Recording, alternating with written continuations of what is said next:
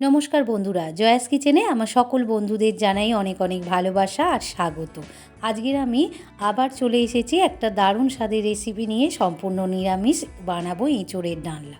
খেতে অসাধারণ লাগে বন্ধুরা। এঁচোড়ের রেসিপি তো আপনারা অনেকে অনেক রকমভাবে করেছেন, এই রকমভাবে বাড়িতে একবার হলেও এঁচোড়ের ডালনাটা বানিয়ে দেখবেন, খেতে অসাধারণ লাগে। ভিডিওটা সম্পূর্ণ দেখার অনুরোধ রইল, আশা করি আপনাদের ভালো লাগবে। এই রকমভাবে করে দুপুরবেলায় ভাতের সঙ্গেও খেতে পারবেন, আবার রাত্রিবেলা রুটি পরোটা লুচির সঙ্গেও খেতে ভালো লাগবে। তো চলুন শুরু করা যাক। এঁচোড়ের ডালনা বানানোর জন্য এখানে আমি এঁচোড়টাকে একদম ছোট্ট ছোট্ট টুকরো করে কেটে নিয়েছি, আর একটু লবণ আর হলুদ দিয়ে ভিজিয়ে রেখেছি প্রায় 10 মিনিট। এতে করে যে কষ ভাবটা আছে সেটা অনেকটাই কেটে যাবে। গ্যাসের ওপর কড়া বসিয়ে বেশ কিছুটা জল দিয়ে দিয়েছি। এবার এঁচোড়গুলো আমি দিয়ে দিলাম, দিয়ে একটু লবণ দিয়ে 5 থেকে 7 মিনিট এটা ফুটিয়ে নেব। এঁচোড়টাকে হালকা করে আমি একটু সেদ্ধ করে নিয়েছি, নিয়ে একটা চুবড়ির মধ্যে জল ঝরাতে দিয়েছি। এঁচোড়টাকে পুরোপুরি সেদ্ধ করতে যাবেন না বন্ধুরা, তাহলে রান্না করার সময় গলে যাবে আর খেতে ভালো লাগবে না। গ্যাসের উপর আমি একটা কড়া বসিয়ে বেশ কিছুটা সর্ষের তেল দিয়ে দিয়েছি। তেলটা বেশ গরম হয়ে এসেছে। তেলের মধ্যে অল্প একটু লবণ আর অল্প একটু গুঁড়ো হলুদ দিয়ে দিলাম, দিয়ে প্রথমে আলুগুলো ভেজে নেব।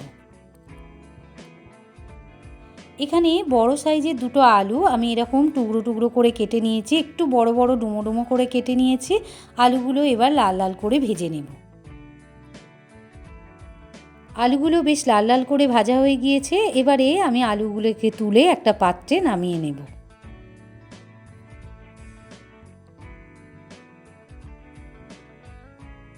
আলুগুলো ভেজে তোলা হয়ে গিয়েছে। এবারে ওই তেলেতে আমি এঁচোড়গুলো ভেজে নেব।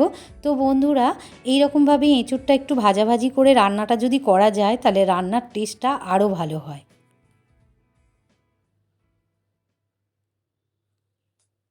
এঁচোড়গুলো বেশ ভাজাভাজি হয়ে গিয়েছে, এবারে তুলে নেব।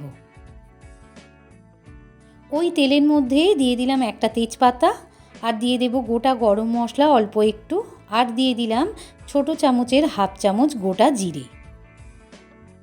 ফোড়নটা বেশ লালচে হয়ে গিয়েছে, আর ফোড়নটা থেকে বেশ সুন্দর একটা গন্ধ বেরিয়েছে।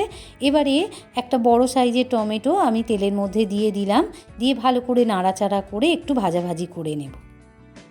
টমেটোটার ওপর অল্প একটু লবণ দিয়ে দিলাম, এতে করে টমেটোটা তাড়াতাড়ি গলে যাবে। টমেটোটা প্রায় গলে এসেছে। এবারে দিয়ে দেব আদা আর কাঁচা লঙ্কা বাটা। আমি আগে থাকতে একটু আদা আর কাঁচা লঙ্কা পেস্ট করে রেখেছিলাম, সেখান থেকেই আমি 1.5 চামচ দিয়ে দিলাম। এবার ভালো করে নাড়াচাড়া করে একটু কষিয়ে নেব, যতক্ষণ পর্যন্ত আদার থেকে কাঁচা গন্ধটা ছেড়ে যাচ্ছে। এবারে দিয়ে দিলাম গুঁড়ো হলুদ। এখানে ছোট চামচে 2 চামচ গুঁড়ো হলুদ দিয়ে দিলাম, আর দিয়ে দেব গুঁড়ো লঙ্কা, মানে ঝাল লঙ্কার গুঁড়ো ছোট চামচের 2 চামচ। এখানে আমি অলরেডি কাঁচা লঙ্কা দিয়েছি, ঝালটা আপনারা বুঝে দেবেন।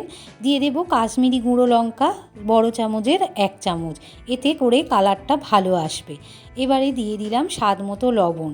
এবার সমস্ত মশলা ভালো করে মিশিয়ে নিয়ে কষিয়ে নেব, যতক্ষণ পর্যন্ত মশলা থেকে তেল ছেড়ে না দিচ্ছে। মশলাটা একটু কষানো হয়ে গিয়েছে। এবারে দিয়ে দেব চিনি। এখানে আমি বড় চামচের 1 চামচ চিনি দিয়ে দিলাম। নিরামিষ তরকারি বন্ধুরা, চিনিটা অবশ্যই করে দিতে হবে। এবারে কম বেশি করে আপনারা দিতে পারেন চিনিটা। এবারে ভালো করে কষিয়ে নেব।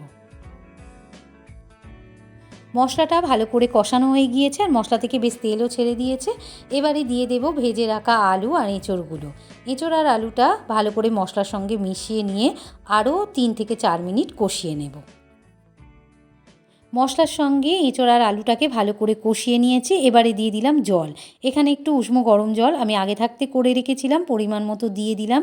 দিয়ে ভালো করে নাড়াচাড়া করে ঢাকা চাপা দিয়ে আমি আরও কিছুক্ষণ ফুটিয়ে নেব, যতক্ষণ আলুটা সেদ্ধ না হয়ে যাচ্ছে।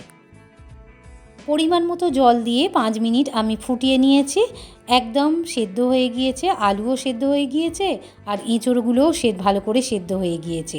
এবারে দিয়ে দেব গরম মশলা। এখানে সানরাইসের গরম মশলা ছোট চামচের হাফ চামচ দিয়ে দিলাম, দিয়ে ভালো করে নাড়াচাড়া করে আরও 1 মিনিট ফুটিয়ে নেব।